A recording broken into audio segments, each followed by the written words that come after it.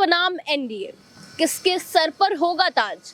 तो चलिए आज इसी मुद्दे पर कुछ बातचीत करते हैं। और एक बात और, इसी मुद्दे, इसी राजनीतिक मुद्दों पे हम आपसे रोज मिलेंगे, रोज एक वीडियो डालेंगे जिससे आप ज्यादा से ज्यादा इन सब चीजों के बारे में जान सकें। तो चलिए शुरू करते हैं। सरकार बनाम विपक्ष हो रहा है, इस पर आपकी क्या राय है? और सरकार बनाम विपक्ष इसलिए हो रहा है कि इंडिया जो है उसमें 26 दल शामिल हो गए, इससे पहले नहीं था। और बीजेपी की सरकार बनी थी। और इस बार इसलिए इंडिया हुआ है कि बीजेपी को हराने के लिए इंडिया का गठबंधन किए हैं सभी पार्टियां मिल करके। और कहीं ना कहीं देखा जाए, जो भी डेटा आ रहे हैं या जो भी सर्वे रिपोर्ट आ रही हैं उसमें ये हो रहा है कि अभी भी ये गठबंधन के बाद भी बीजेपी कहीं ना कहीं भारी पड़ती हुई नज़र आ रही है। ये अलग बात है कि सीट कम हो सकती है, लेकिन हम लोगों ने भी काफ़ी ग्राउंड पे भी जब लोगों के बातचीत किए, राय लिए, तो उसमें यही आ रहा है कि एक बार फिर से अभी 24 में एनडीए ही आने वाला है।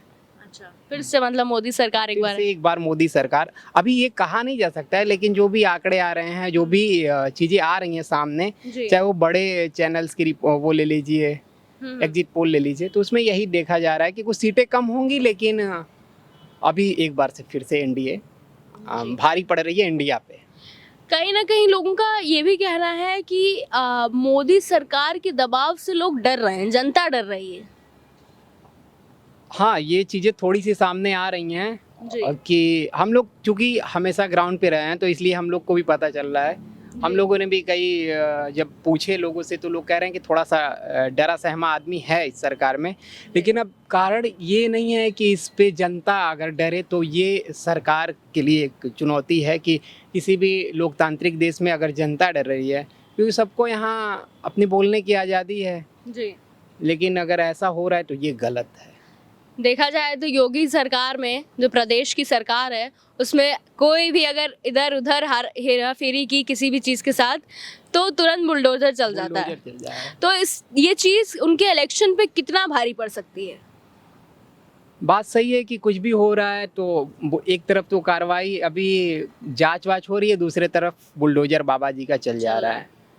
तो ये गलत है, क्योंकि मेरे हिसाब से ये है कि मान लीजिए हमने कोई क्राइम कर दिया, हम लोग के घर में 4-5 लोग हैं, क्राइम हमने किया, अब घर है तो घर में तो सबका श्रम लगा है, कोई फाइनेंशियल उसमें दिया है पैसे रुपए, कोई अपना श्रम दिया है, लेकिन एक आदमी के गलती से पूरा घर गिरा देना ये सही नहीं है। इस पे कोर्ट को एक गंभीरता से इस पे जांच वाच करनी चाहिए। और हाँ, ये कहीं ना कहीं इसका नतीजा इनको भी भुगतना पड़ सकता है, मुझे ऐसा लगता है। मेरे हिसाब से हो सकता है, क्योंकि जिसकी पूरी संपत्ति जाएगी या जो निर्दोष होंगे उनके घर गिर जाएगी, तो जो दोषी है उसको तो भाई ठीक है कि आप सज़ा दे रहे हैं और जेल कर रहे हैं, ठीक है। लेकिन अब जो नहीं किया है, जैसे मान लीजिए और 4 भाई या 3 भाई हैं, तो उनकी कोई गलती नहीं है, लेकिन अब घर तो सब एक ही है, गिर गया, तो उसमें भाई वो तो वोट सभी को भुगतना सबको पड़ रहा है, तो वो लोग कुछ कटेंगे और नाराज़ भी होंगे लोग। लेकिन अगर दोषियों के खिलाफ कार्रवाई सरकार कर रही है तो ठीक है, इसमें कोई दिक्कत नहीं है। वही ऐसी भी कुछ बातें हो रही हैं कि इस बार लोग कह रहे हैं कि आएगी तो मोदी सरकार ही आएगी। इस पर आपको क्या लगता है, इन लोगों की बातों में कितनी सच्चाई हो सकती है?